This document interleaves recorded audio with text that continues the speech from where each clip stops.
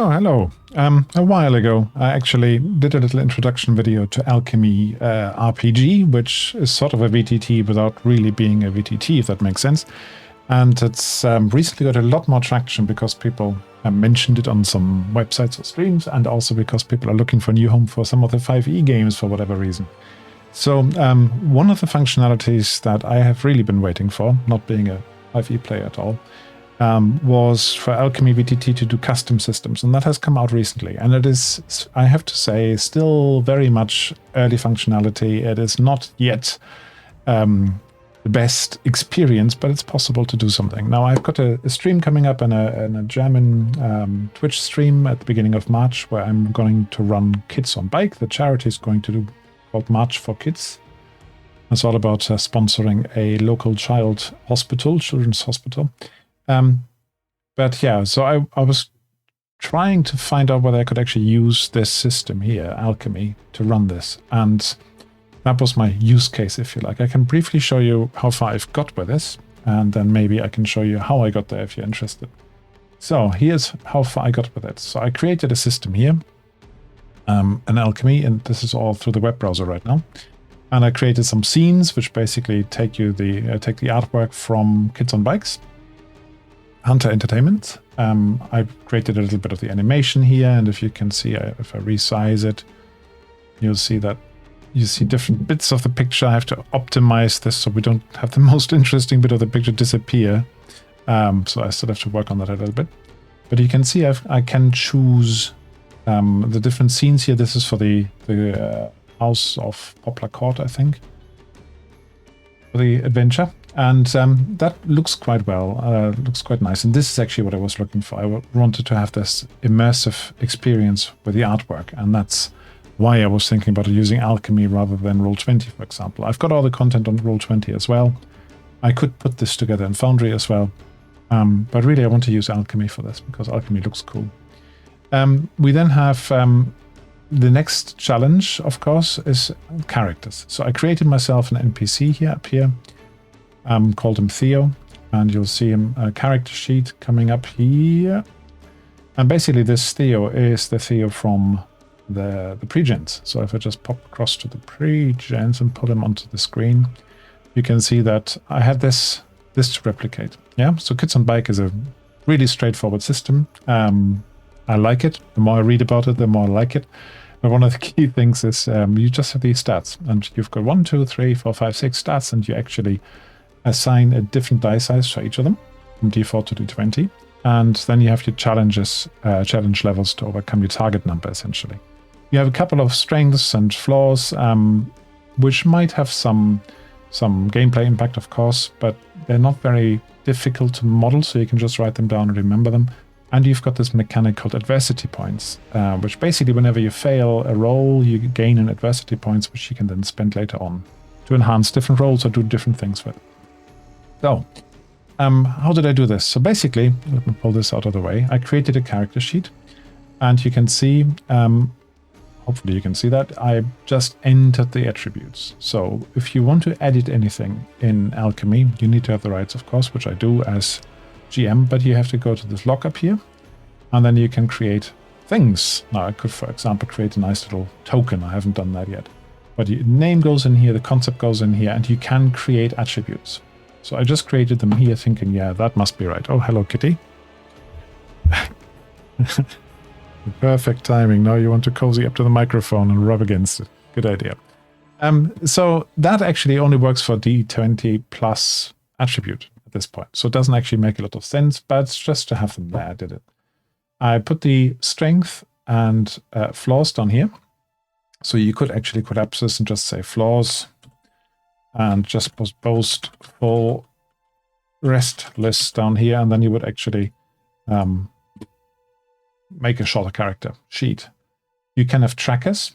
So on the trackers, for example, you by standard have 2 trackers, one left, one right. You can name them, you can give them things, you can give them limits.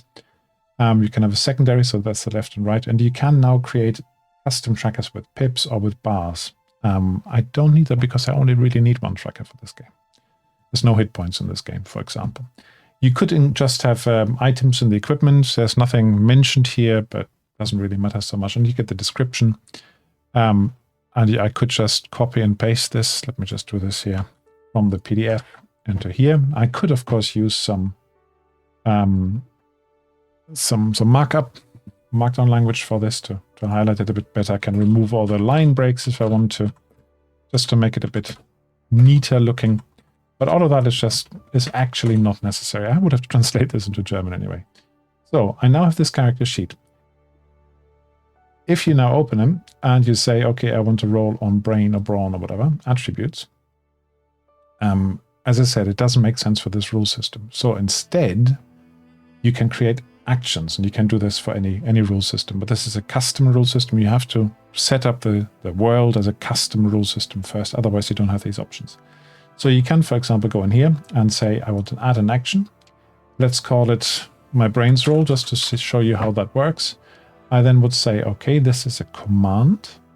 It could be dice roll, but a command works better because we have exploding dice in this game. You can then say, okay, I want a roll command, and I'm going to do 1d20 with an exclamation mark.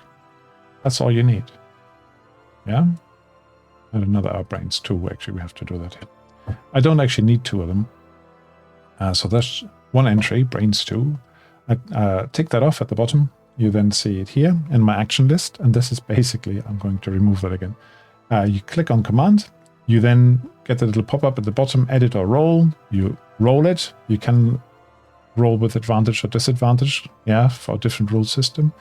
You roll it, it then comes up in the chat card, and I say, oh yeah, right, I got a 13. Now I also put a couple of the reference tables here as handouts. So for example, I can, and my players, they're shared with the players, I can just click on here, view it, and then I can see, all right, what was it again? 13. That's pretty good. A task where success is extraordinary, but decidedly possible for characters. So if it shows an everyday task, you might be giving a difficulty of 7 or 8. So 13 would be absolutely fine.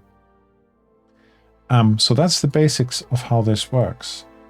As you can see, I can also remove it, of course, edit, and remove it up here probably. Yeah, delete. Now, if I created it as the dice roll, as an action instead, rather than a command, let me show you how that works. So again, you could call it brains do it here as a dice roll, and now you can see that you can put a 1d20 down here, but you can't explode them. Yeah, you can also say 1d20 plus the attribute brains. For some rule system, this basically you take a d20 and then you add the attribute on top of it. Take that. What would happen here now? Dice roll. Roll it. Yeah, you can see I rolled a 7. The brain was 20. It's 27. Works perfectly for certain rule systems. Doesn't work here. So this one can go again. So does it work? Yes, it does work. Do you need character sheets? You don't actually, because a lot of the time, all you need is a dice roller, and you don't need to bother with this stuff, because you can have a dice roller at the bottom. Here, if you just click on this beautiful d20 at the bottom, then you get a pop-up of the different dice sizes, and you can just roll it and say 16, yeah, and my brains is whatever, is a d20, so I needed that roll, therefore it's good enough. Doesn't explode, you would have to do that manually. Long story short, basically, this is already an advancement. Having these actions you can configure for the different characters is an advancement. But there are some drawbacks at this stage. So the workflow, basically, if you wanted to do this, is, let me just show you briefly. You create a new game in your Alchemy. Thank you for being a subscriber. Good, good. You want to create a game. I know that I'm a subscriber. Oh, interesting. Let's go to the library, create a game from here. Oh, okay, well, that doesn't work. Content universes, I've got a few things on here. Why can't I create a new game? So I'm pretty sure I'm logged in as me, yeah? This is embarrassing. Might have to cut this out of the video. Oh, now it works. Strange. So, create game. You then say custom, this is the important step. And then you can call it, I don't know, get some rooms. And in here, you have to go custom. I don't know why you actually have to do that twice. Because if you click a custom up here, you basically should have pre-selected it here, if you ask me. You can then go into your library of bought stuff, some beautiful stuff from James RPG art, or effects from Kinemancer, or music D20 here. Chipeko as well. There's some really cool stuff which you can enable. So for example, a map, but you don't need to. You create it, done. Start playing. Now the trick is, if you actually want to have somebody to set a character up for, what you have to do is you have to have a player there. So I'm going to just use my second browser and going to put this little invitation link in there. And I will delete this game, so don't think that you can just hop on my game. Even if you wanted to, it wouldn't be a problem.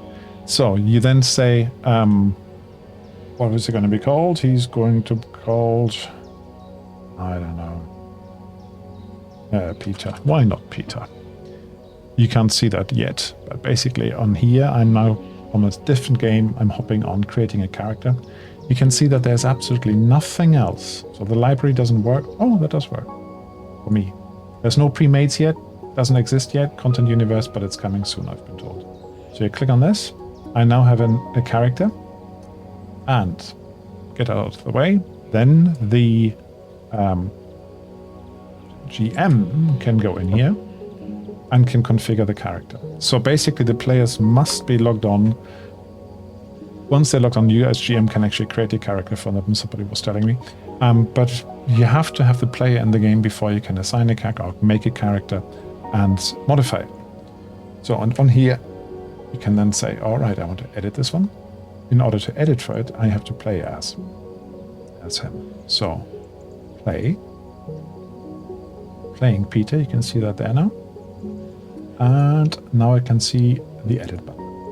And this is basically where I was earlier. So I can then go in and say, no, this is not XP, this is add 30 points.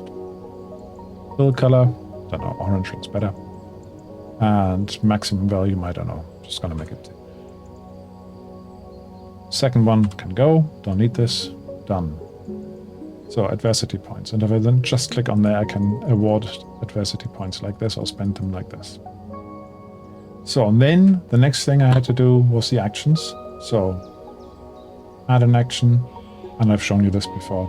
I'll just do one on a different character. Let's say it is Braun, and he's going to have a d6 on it. So it's going to be command, roll 1d6.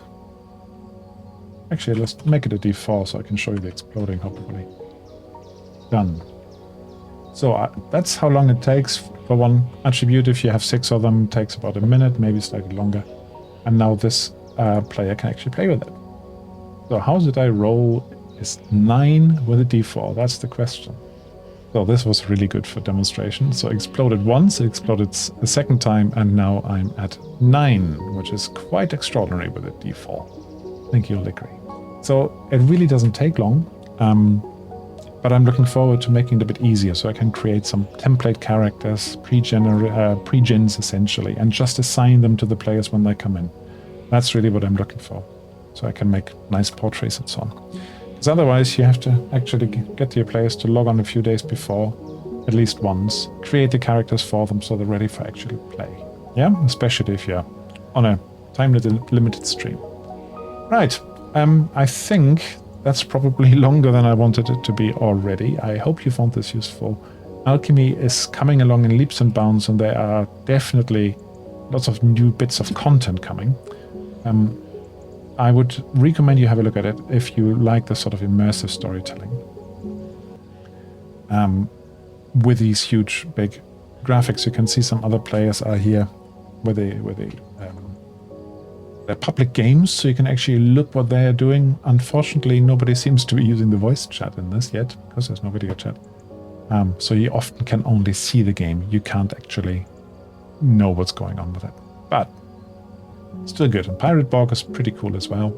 And if you just have a look at what's currently available here in the shop, I think you'll see there's Simbaroom, Runes of Simbaroom, not the original one. You've got extra animations, you've got curiosities, you've got 5e adventures, you've got scenarios, you've got cards to tell stories, your curiosities. So if you have some money to spend, you can definitely do this. You can also see that I spent quite a bit of money and got some free stuff being a founder. So, as I said, hope you liked it. If you have questions, I'll endeavor to answer them, but I'm by no means an expert. And hopefully I'll be seeing you next time I stream this. Bye for now.